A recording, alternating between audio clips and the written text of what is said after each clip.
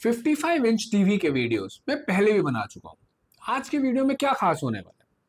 आज मैंने थोड़े प्रीमियम ब्रांड्स लिए। मैं बात कर रहा हूँ 70 टू 80,000 की रेंज में जो टीवीज आते हैं। आपने कंपैरिजन बहुत सारे देखे होंगे, लेकिन आज कंपैरिजन नहीं है, ये एक व्यूइंग एक्सपीरियंस है। इस वीडियो में मैं कंपेयर करूंगा एलजी का 92 सीरीज का क्यूनेट और सैमसंग का क्यूलेड, नियो क्यूलेड। मेरा नाम है मनु और आप देख रहे हो मनु रायना ट्रस्टेड।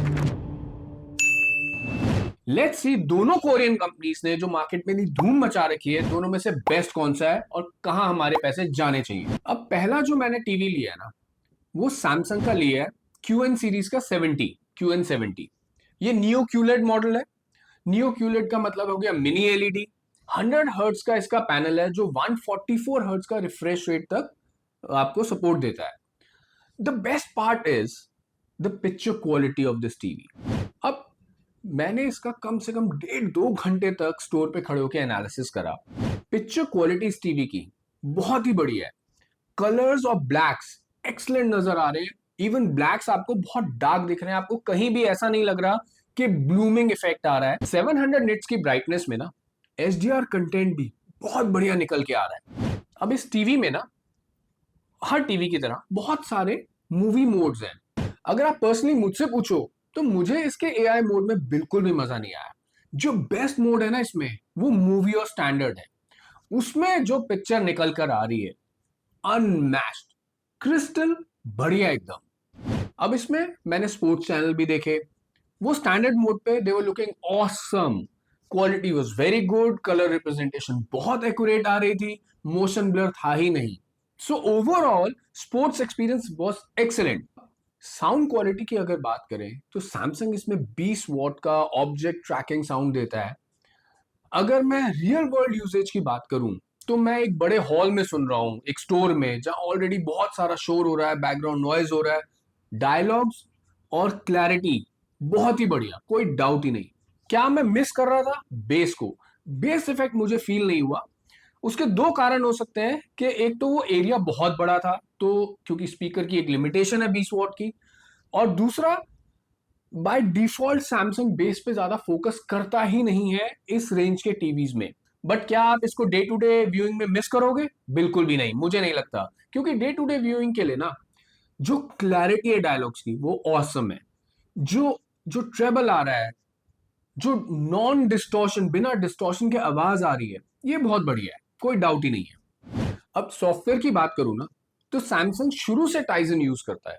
आज से 10 साल पहले मुझे नफरत थी टाइजन से, जब वो नया नया आया था। आज भाई वो गूगल को एट पार आता है। मतलब नेक टू नेक compete करता है गूगल से, and it has become excellent over a period of time.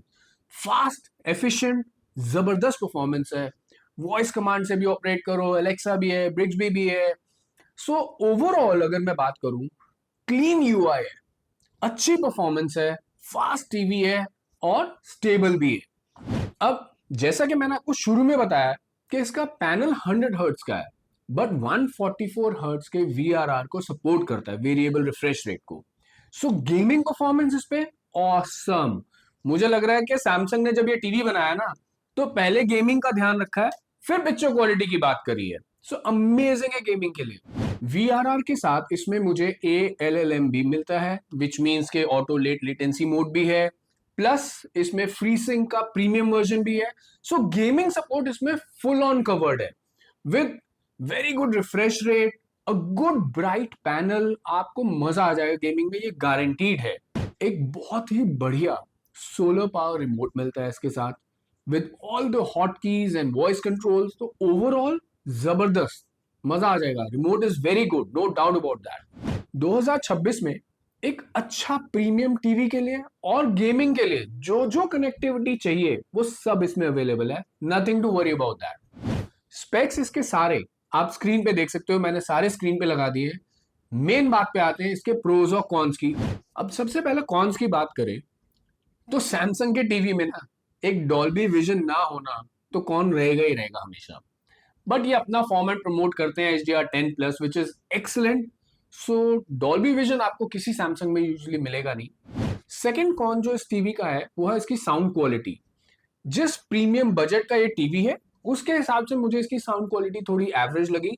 हालांकि सैमसंग बोलता है ऑब्जेक्ट ट्रैकिंग है, बट मेरे हिसाब से एवरेज साउंड क्वालिटी है। अब प्रोस की बात करूं तो प्रीमियम लुकिंग डिजाइन है, अपने बजट के हिसाब से सुपर प्रीमियम लगता है। Second, VRR at 144 hertz which means amazing gaming performance. और इसका पैनल जो है ना बहुत ब्राइट है, सो पिक्चर क्वालिटी ना जबरदस्त लगती है। Detailing looks awesome, no doubt about that. और UI super smooth and stable. So total experience जो है ना इस टीवी का जबरदस्त है, there is no doubt about that. चलो अब बात करते हैं एलजी की। एलजी का मैंने लिया है QNED 92A। अब इस टीवी का पैनल, ये भी एक बहुत ब्राइट पैनल है, आपको मजा आ जाएगा इतनी ब्राइटनेस में टीवी देखने में। अब देखो मैं एक स्टोर में, एलजी के स्टोर में टीवी को रिव्यू कर रहा हूं, ऑलरेडी बहुत लाइट्स हैं, उसके बाद भी पिक्चर क्वालिटी क्या डिटेलिंग निकल कर आ रही थी, अमेजिंग। देखो जब हम इस बजट में जा रहे हैं 70-80 थाउजेंड में, तो पिक्चर क्वालिटी ना ऑलमोस्ट हर टीवी की अच्छी ही मिलने वाली है आपको।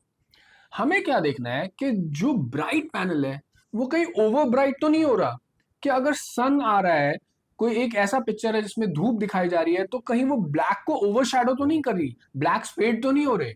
इस टीवी में ऐसा बिल्कुल भी नहीं था। अपस्केलिंग की बात करो, जब मैं इसमें न्यूज चैनल व्यू कर रहा था ना यार, अमेजिंग अपस्केलिंग। किसी किसी नॉच में मुझे सैमसंग से बेटर लग रही थी इसकी अपस्केलिंग, वेरी गुड। अब जब इसकी साउंड की बात करूं मैं, तो इसका साउंड ना बहुत ही क्लियर, एक हैप्पी फीलिंग होती है ना, एक अच्छी फीलिंग, आपको लगता है कि एक तृप्ति होती है साउंड से, साउंड अच्छी है। अब अगर मैं सैमसंग से जब मैंने इसकी साउंड कंपेयर करी, तो ये ऑब्जेक्ट ट्रैकिंग वगैरह तो नहीं बोलते LG, but overall sound experience मुझे एलजी का एक नॉच बेटर लगा है सैमसंग से। अब अगर इसकी परफॉर्मेंस की बात करूं, तो इसका जो वेब ओएस है, इट इज वेरी गुड। शुरू से एलजी का वेब ओएस बहुत अच्छा रहा है, और ये हमेशा से एक नॉच ऊपर ही रहा है, बट हाँ टाइजन भी इंप्रूव हो गया है, but this is also very very good. और एआई फीचर्स भी देता है, जैसे AI voice recognition, AI controls, तो ये सारे नॉर्मल फीचर्स तो आपको मिलेंगे। तो ओवरऑल अगर मैं इसके यूजर इंटरफेस की बात करूँ ना, बहुत ही यूजर फ्रेंडली, बहुत ही क्लीन। और शायद मुझे ऐसा भी यूजर फ्रेंडली लगा क्योंकि मैंने पहले एलजी का टीवी यूज करा है बहुत साल। सो बहुत ही बढ़िया, यूजर फ्रेंडली है, क्लीन है, फास्ट है। फास्ट में मैं ये नहीं कहूंगा कि सैमसंग टाइजन जितना फास्ट है, टाइजन शायद एक नॉच ज्यादा फास्ट है इससे, बट फिर भी ये फास्ट है, गूगल से तो फास्ट ही है। अब इसका भी 120 हर्ट्ज का पैनल है जो सपोर्ट करता है 144 हर्ट्ज के VRR को, variable refresh rate. So which means मेरी गेमिंग परफॉर्मेंस तो इसमें ऑप्टिमाइज होके ही आएगी। और गेमिंग की बात कर रहे हैं तो इसमें मुझे ऑटो लेटेंसी मोड भी मिलता है, गेम ऑप्टिमाइजर भी मिलता है। सो आई एम श्योर जैसे सैमसंग का टीवी है ना फुल फ्लेज गेमिंग, वैसे ये भी फुल फ्लेज गेमिंग को सपोर्ट करता है। आपकी PS5, Xbox full fledge support करेगा कनेक्टिविटी को। So the gaming experience on this TV has to be good, there is no doubt about that. अब कनेक्टिविटी की बात करूं ना, तो इस लेवल के टीवीज में ना कनेक्टिविटी इशू ज्यादातर आता नहीं है। 4 HDMI पोर्ट्स मिलेंगे, आर्क सपोर्ट भी मिलेगा, ऑप्टिकल है, 5.3 ब्लूटूथ है, सो मल्टीपल कनेक्टिविटी है, connectivity is not an issue at all.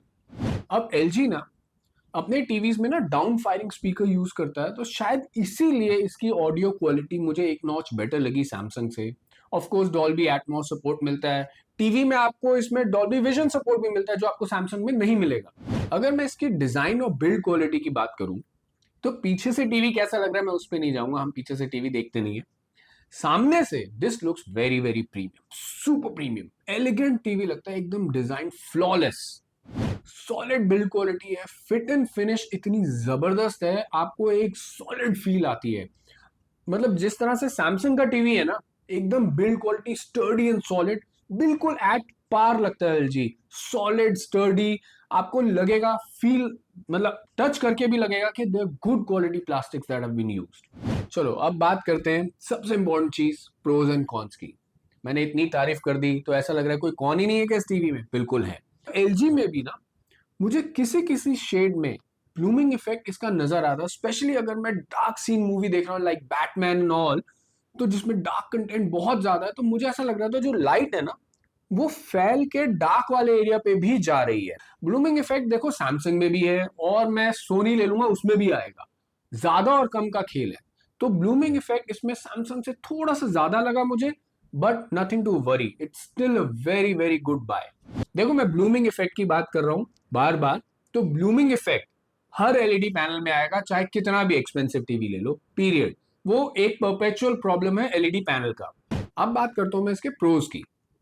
So pros में आप हैरान हो जाओगे, मैं कह रहा हूं कि बहुत ही ब्राइट पैनल है, तो पिक्चर डिटेलिंग भी बहुत बढ़िया है। और जब मैं इसके कलर रिप्रेजेंटेशन की बात करूं, तो एक नॉच सैमसंग से बेटर कलर्स लगे मुझे इसमें। जो रेड्स है, जो ग्रीन्स है, बढ़िया लग रहे हैं, मजा आ गया टीवी देख के। स्ट्रॉन्ग गेमिंग परफॉर्मेंस है, 144 हर्ट्ज पे रिफ्रेश रेट मिलता है आपको वीआरआर। और यूआई की ना, यूआई सालों से चलाता आ रहा है LG, so very good reliability of user interface. और जो इसमें एआई एनहांसमेंट फीचर्स हैं, वॉइस कंट्रोल्स हैं, so overall experience is very good. अब इन सारी चीजों के साथ मैं एक बढ़िया सर्विस सपोर्ट भी और डाल दूं, तो ये बहुत बढ़िया पैकेज निकल के आ रहा है, बिकॉज एलजी का service support is one of the best in India. अब इस एलजी के मॉडल के सारे स्पेक्स आप अपनी स्क्रीन पे देख सकते हो, एक एक करके। You can easily pause and see क्या क्या स्पेक्स हैं। अब फाइनल, भाई दोनों में से लेना कौन सा चाहिए? आपके पास 70-80 हजार रुपए हैं, आपके पैसे कहां लगने चाहिए? अब अगर दोनों टीवी को मैं साइड बाय साइड कंपेयर करूं ना रख के, तो देखो कौन से शुरू करते हैं। जो एलजी है ना, उसमें कहीं कहीं पे रेयरली किसी सीन में, डार्क सीन में एक ब्लूमिंग इफेक्ट आता है। वही सैमसंग में किसी किसी सीन में बहुत कम जगह पे आपको कलर्स का ओवर सैचुरेशन दिखेगा। अगर ब्लूमिंग इफेक्ट आपके लिए ओके है और आप ज्यादा डार्क सीन्स नहीं देखते और वैसे normal day to day life में आपको पता भी नहीं चलेगा, then LG is a very good buy. It is a complete package with excellent warranty, super gaming performance, ultra bright panel, मजा आ जाएगा। लेकिन ये सब 10,000 रुपए महंगा भी है।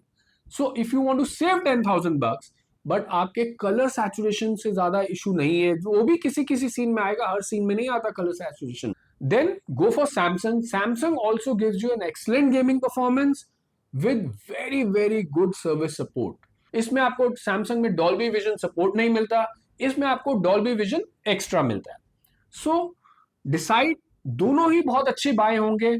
घूम फिर के बात आती है कि आपको क्या चाहिए। अगर आप ब्लूमिंग इफेक्ट से कंसर्न है, गो फॉर सैमसंग। अगर आपको कलर ओवर सैचुरेशन नहीं अच्छी लगती सैमसंग में, जिसमें रेड्स और ग्रीन्स कई बार थोड़े से ज्यादा दिखते हैं, देन गो फॉर एलजी, जो ज्यादा नेचुरल कलर देता है। आई एम श्योर इस वीडियो से आपको ये तो क्लियर होगा कि आपका हार्ड अर्न मनी कौन से टीवी की तरफ जाना चाहिए, सैमसंग या एलजी। दोनों ही बेस्ट बाय है।